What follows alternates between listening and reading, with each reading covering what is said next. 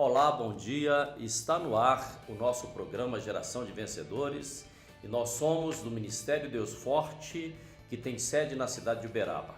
Temos para você, nesse dia de hoje, uma palavra muito especial, portanto, permaneça ligado porque Deus vai falar ao seu coração através da palavra dele. Permaneça ligado. Eu quero convidar você a abrir a sua Bíblia, que é a palavra de Deus, no Evangelho de Mateus, capítulo de número 13, nós vamos ler a partir do verso de número 44, que diz assim: O reino dos céus é semelhante a um tesouro oculto no campo, o qual certo homem, tendo achado, escondeu, e transbordando de alegria, vai e vende tudo o que tem e compra aquele campo.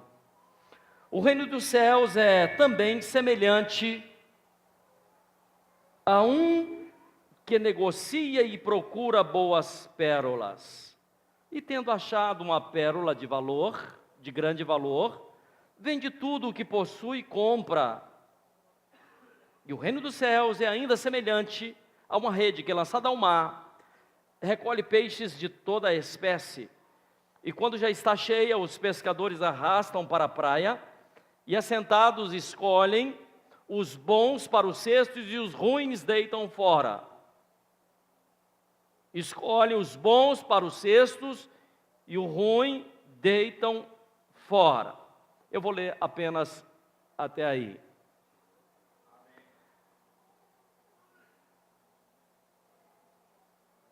Jesus estava dando alguns ensinamentos. E ele compara o reino dos céus ao homem que encontrou um tesouro e colocou aquele tesouro na terra e vendeu tudo o que tinha e comprou aquela terra. E Jesus faz outras comparações com um homem que encontrou uma pérola e ele amava aquela pérola, e ele queria aquela pérola de tal forma que ele vendeu tudo o que ele tinha apenas para conseguir aquela pérola. Quando a gente fala de reino, o reino dos céus, na verdade nós falamos de cultura, nós falamos de mentalidade, nós falamos de nova forma de pensar e falamos também de nova forma de falar. Mas aqui Jesus nos fala o quão precioso, o quão importante é quando a gente descobre essa riqueza, essa preciosidade, que a gente é capaz de deixar todas as coisas para tomar conta daquilo que nos é precioso.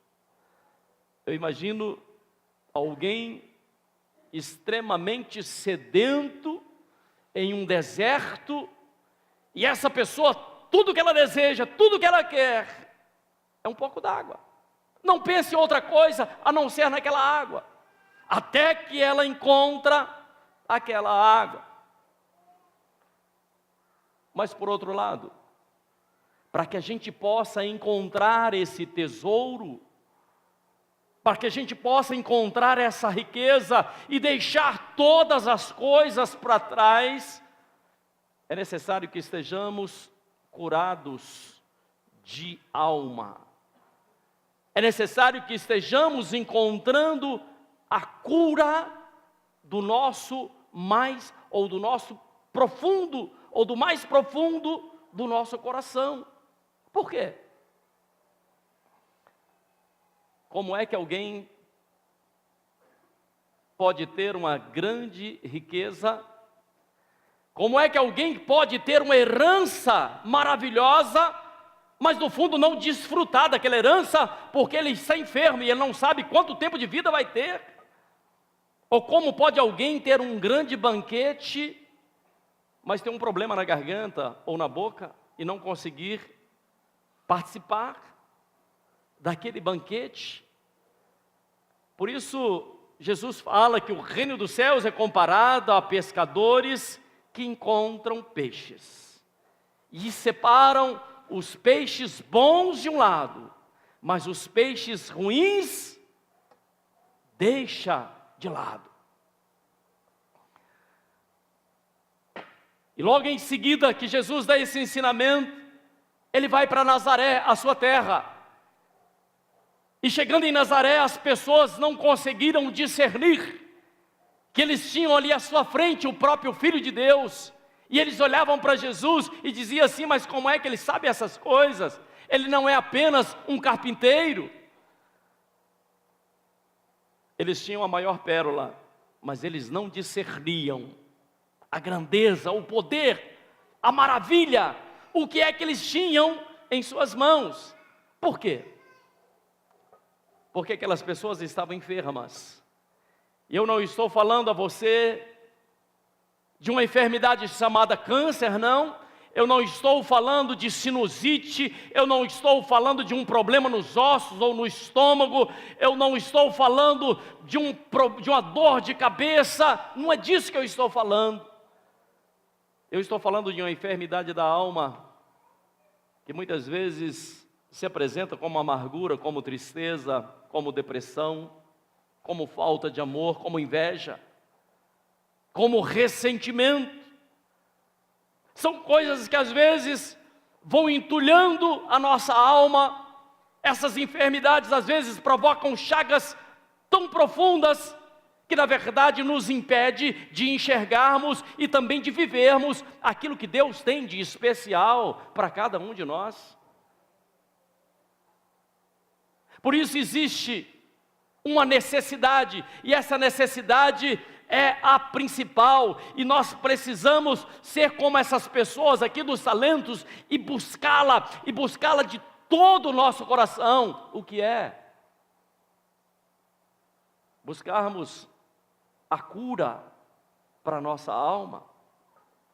Uma pessoa que não tem a sua alma curada, como é que ela vai amar a sua família? Uma pessoa que não tem a sua alma curada, que não consegue trabalhar com as suas emoções, que não consegue trabalhar com as situações que vive no dia a dia, como é que ela vai viver uma vida abundante? Como é que ela vai cumprir o grande mandamento, que é amar a Deus sobre todas as coisas e amar o próximo como ela ama a si mesma? De que jeito? Como? Por isso que o caderno de Isaías, capítulo 61, essa palavra foi ensinada, foi dada 700 anos antes de Cristo. E essa palavra seria a palavra que quando Jesus entrasse no templo, ele haveria de ler essa palavra. E a palavra é: o Espírito do Senhor Deus está sobre mim, porque o Senhor me ungiu para pregar as boas novas, ou seja, as boas notícias a quem? Aos quebrantados, aos humildes, aqueles que aceitam, aqueles que sabem que precisam de cura, aqueles que entendem que precisa de um conserto, aqueles que têm a convicção de que podem ser pessoas melhores. E o Senhor me ungiu a pregar as boas novas aos quebrantados, enviou-me a curar os quebrantados de coração e a proclamar a libertação aos cativos, e pôr em liberdade os presos. Interessante, porque Jesus, ele nunca passou na porta da penitenciária e abriu a porta da cadeia para que os presos saíssem. Jesus está falando de pessoas aprisionadas espiritualmente. Uma pessoa aprisionada espiritualmente, ela não usufrui, ela não desfruta daquilo que Deus tem para ela.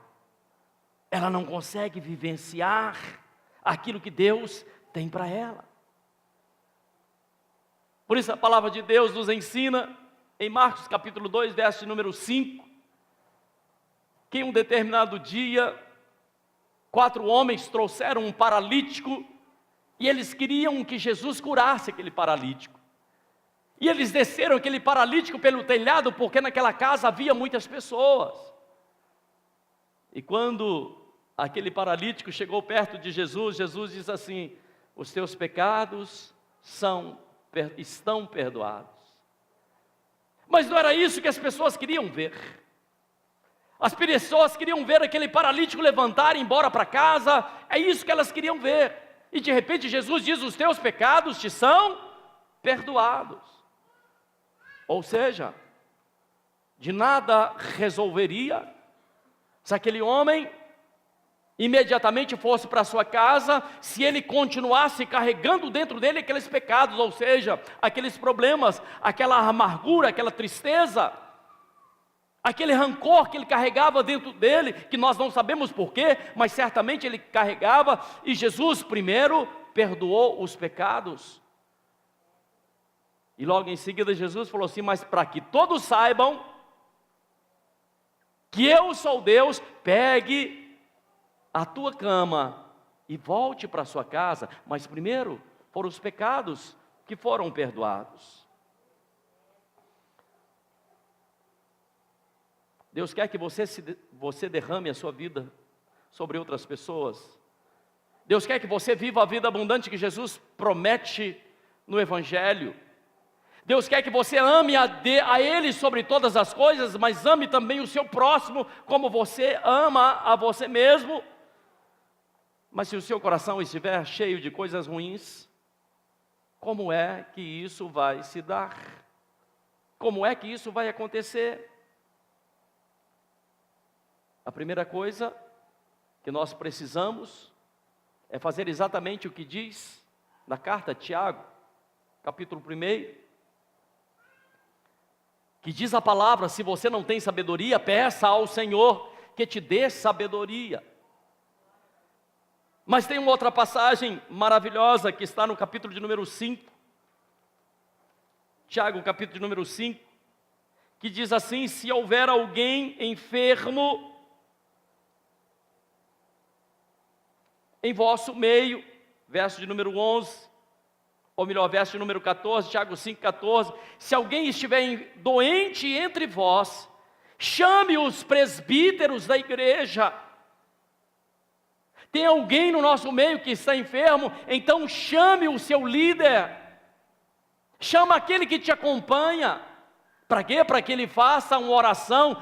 Não é o presbítero, não é o líder que vai te chamar, mas é você que vai chamar e dizer assim: eu tenho algo no meu coração, eu tenho algo que precisa ser curado, porque você é quem se conhece. Chame o presbítero da igreja, diz aqui a palavra. Para quê? Para que ele faça a oração e ungido com óleo em nome do Senhor, e a oração da fé salvará o enfermo. E diz o versículo de número 15: e se houver cometido pecado, lhe serão perdoados. Precisamos ser sarados para servirmos. Precisamos ser transformados para que possamos colocar todos os dons e talentos que Deus deu a mim e a você em ação. Eu não sei se estou sendo claro no que eu estou dizendo, porque um coração entulhado, ele perde a oportunidade de viver uma vida plena. Entenda isso, por favor. A palavra de Deus nos conta que havia um certo homem chamado Naamã, está em 2 Reis, capítulo de número 5. Essa história é uma história fantástica, porque aquele homem que se chamava Naamã era um general de guerra, era um homem que tinha uma farda muito bonita, era um homem que tinha as armaduras de um general, tinha também certamente as medalhas no seu peito, ele ostentava as medalhas. Mas Naamã tinha um problema muito grave. Quando ele tirava as suas vestes, ele mostrava que a sua pele era totalmente tomada pela lepra. Olha que coisa impressionante. Naamã era respeitado, era influente, tinha um nome, era um guerreiro, havia vencido muitas batalhas, mas Naamã era uma pessoa enferma, era uma pessoa doente. Até que chega um dia que Naamã recebe uma notícia que havia em Israel um profeta, e aquele profeta poderia fazer uma oração em favor dele, e ele receberia a cura do Deus de Israel. E a Bíblia fala que Naamã pega toda a sua comitiva, e ruma para Israel. Chegando, ele recebe as notícias de que ele deveria procurar o profeta Eliseu. E ele vai juntamente com a sua comitiva, com muito ouro, com muito dinheiro, com muitas riquezas, até a porta da casa de Eliseu. E esperava que o profeta saísse, que fizesse continência e que desse a ele toda uma reverência. Mas interessante porque Eliseu sequer saiu na porta da casa. Eliseu pega um dos seus súditos, dos seus ajudantes, e diz assim: vá lá, fale para esse general, que basta que ele vá até o Rio Jordão, que ele se banhe 7 vezes no Rio Jordão, para que ele seja curado. Na verdade, o general queria fazer um discurso diante de Eliseu. O general achou que Eliseu estava precisando de prestígio, mas Eliseu não queria isso. Às vezes nós queremos que as pessoas nos elogiem, é verdade? Às vezes nós queremos que as pessoas ressaltem as nossas qualidades, que as pessoas olhem para a gente e dizem assim: puxa vida, mas você é uma pessoa Não, nós não precisamos disso. Isso infla o nosso ego e não faz bem. O nosso nome não precisa ser glorificado. O que precisa ser glorificado é o nome de Jesus, porque Ele é o dono de todas as coisas. Não é Eliseu quem faz milagre, não é o profeta que faz milagre. Quem faz milagre é o Senhor. Naamã correu um sério risco de perder o seu milagre, porque Naamã, ele diz assim: mas na minha terra tem rios muito melhor do que o Rio Jordão. Naamã era orgulhoso, prepotente, soberbo. Naamã não tinha apenas as feridas do corpo, mas tinha também feridas na alma. Até que chega alguém e fala assim: o general, faça o que o profeta está falando. A Bíblia diz que Naamã, quando ele desceu, resistente, mas ele foi até o Rio Jordão, e quando ele desceu ao Rio Jordão, a primeira, a segunda, a terceira, a 7ª vez, a sua pele se tornou como a pele de uma criança. O desejo de Deus é trazer cura para o corpo, mas o desejo de Deus é trazer cura também para as enfermidades da sua alma. Porque com a alma enferma, certamente você não vai perceber, você não vai viver aquilo que Deus tem, aquilo que Deus quer que você viva, e viva com intensidade. Sabe, amados, nós vivemos em um tempo em que nós precisamos tirar alguma lição, algumas lições. Nós recebemos tantas informações todos os dias. As notícias nos chegam de forma tão espantosa. Nós estamos sabendo o que está acontecendo no Japão, estamos sabendo o que está acontecendo no Iraque, estamos sabendo o que está acontecendo em tantos lugares ao mesmo tempo. E às vezes nos perdemos, porque deixamos de saber as coisas que são necessárias e essenciais para a nossa vida. Às vezes deixamos de ter um foco como tem aqueles homens da parábola, que encontrou uma pérola e vendeu tudo o que tinha para se dedicar, para estar atento. Sabe, queridos, nós temos uma pérola maravilhosa que é a palavra de Deus. A palavra de Deus é aquilo que nós temos de mais precioso para a nossa vida. E quando nós entendemos isso, e quando nós ouvimos a palavra de Deus e buscamos o reino de Deus, a Bíblia diz que todas as demais coisas nos serão acrescentadas. Ou cremos, ou deixamos de crer naquilo que é precioso, ou vivemos aquilo que Deus tem para cada um de nós, ou deixamos de lado. Mas a palavra é maravilhosa, não tem como abandonar essa palavra. O que na verdade nós precisamos para entender essa palavra é exatamente buscarmos do Senhor, termos a nossa alma sarada e liberta.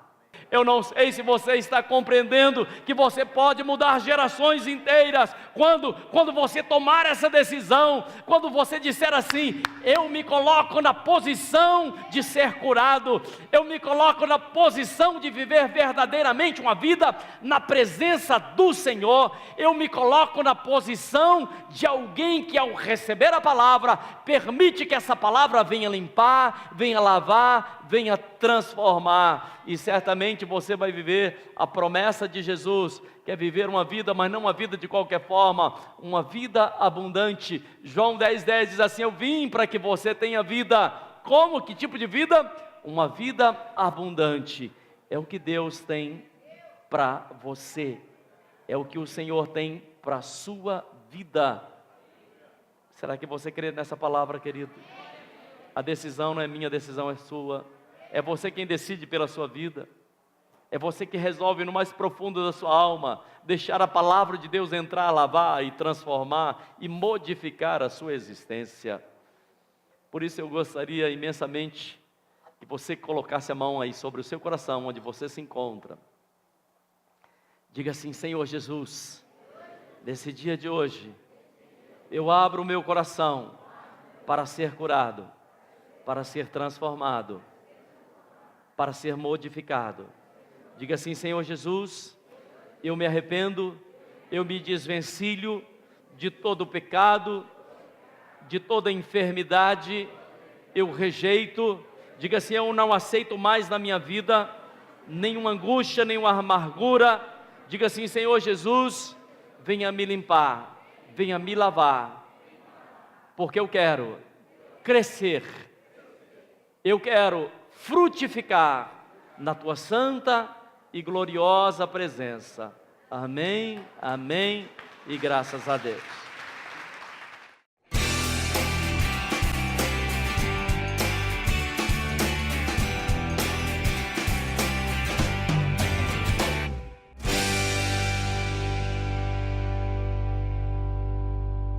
Olá! Que a graça e a paz do Senhor esteja sobre sua vida. Você sabia que quando você é curado, você tem o desejo de servir? Quero falar sobre uma mulher que foi curada pelo poder de Deus, Dorcas. Ela tinha um desejo enorme de servir. A Bíblia diz no livro de Atos, capítulo 9, versículo 36, que ela era uma discípula chamada Tabita, que traduzido se diz Dorcas. Essa estava cheia de boas obras e de esmolas que fazia. Veja bem, ela foi chamada de discípula, ou seja, ela obedecia às ordens de Deus para a sua vida. Realmente ela era curada. Olha que coisa linda! Houve um momento na história de Dorcas que ela veio a falecer, mas como ela conseguiu construir uma história de amor, as pessoas começaram a pedir que ela revivesse, que ela fosse ressuscitada. Naquelas redondezas havia homens de fé, cheios do poder de Deus. E no verso de número 40, a Bíblia diz: Pedro orou fervorosamente para que ela ressuscitasse. Então ela abriu os olhos e assentou-se. Veja bem, existem pessoas ao seu redor que necessitam do seu amor, que necessitam da sua oração, da sua misericórdia. Existem pessoas ao seu redor, até mesmo dentro do templo, necessitando ser curado. Você se lembra quando percorremos a trajetória de Ana? Quando ela foi curada, imediatamente ela queria servir fazendo roupas maravilhosas para o sacerdote. Dorcas também costurava para as pessoas. Ela permanecia em Deus e Deus nela. A Bíblia fala em 2 Reis, capítulo 5, de um homem visto como um grande herói, mas ele foi pego por uma enfermidade terrível que era a lepra. Naamã. Ele foi curado, mas primeiro era preciso que ele saísse da posição de autoridade e deixar o Deus Todo-Poderoso conduzi-lo. Você acha que foi fácil para aquele homem que achava ser o Todo-Poderoso? Não, mas ele resolveu obedecer e foi curado. Imediatamente a Bíblia diz que ele sentiu um desejo enorme de servir a Deus. Ele agradeceu, quis doar muitos bens ao profeta. Ele se entregou de todo o coração, porque ele estava curado. É assim que Deus faz. Por isso eu lhe convido a entregar o seu caminho a Ele, e o mais Ele fará por mim e por você. Creia que Ele quer te curar, para que você venha servi-lo de todo o coração. É por isso que eu convido a você estar comigo amanhã, às 19h30, na rua São Pedro, 1239, porque eu quero te dar um grande abraço e um beijo no seu coração. Chegando ao final do nosso programa, eu não poderia deixar de agradecer a você pela audiência, pelo carinho e ao mesmo tempo convidar a você para estar conosco, bem como toda a sua família, em uma das nossas celebrações. Amanhã, domingo, de uma forma muito especial, nós temos uma celebração festiva no Ministério Deus Forte, a Rua São Pedro 1239, no bairro Parque São Geraldo. Você será bem-vindo, você será bem acolhido. Portanto, nós aguardamos a sua visita. Não marque nenhum compromisso para esse domingo à noite e nós teremos a honra de receber a você, receber a sua família em o nosso ministério. Portanto, venha estar conosco, porque você vai receber o carinho, você vai receber o amor da família Deus Forte e ao mesmo tempo você vai participar de uma celebração muito abençoadora. Será uma grande alegria. Mas durante toda a semana nós temos também uma ampla programação. Esteja entrando no nosso site, que é www.deusforte.org, para que você possa encontrar as nossas ministrações, para que você encontre também a nossa programação durante a semana. Portanto, meu querido e amado irmão, minha querida amada irmã, que Deus possa te abençoar poderosamente, que Deus possa visitar a você, bem como a sua família. E nesse momento eu quero orar em favor da sua vida. Feche os olhos aí onde você se encontra, coloque a mão sobre o seu coração. Deus, em nome de Jesus, eu quero apresentar esse homem, essa mulher, essa família, Pai, que o Senhor possa visitá-los, que o Senhor possa guardá-los, que o Senhor possa trazer cura aos enfermos, que o Senhor possa trazer paz ao coração daqueles que estão desesperados, aqueles que passam por momentos difíceis, e que cada um saiba, ó Senhor, que o Senhor é Deus sobre toda a face da terra e todas as coisas estão sobre o teu controle. Toma essa vida em tuas mãos, Pai, e abençoe em nome de Jesus. Amém, graças a Deus e um grande abraço a você.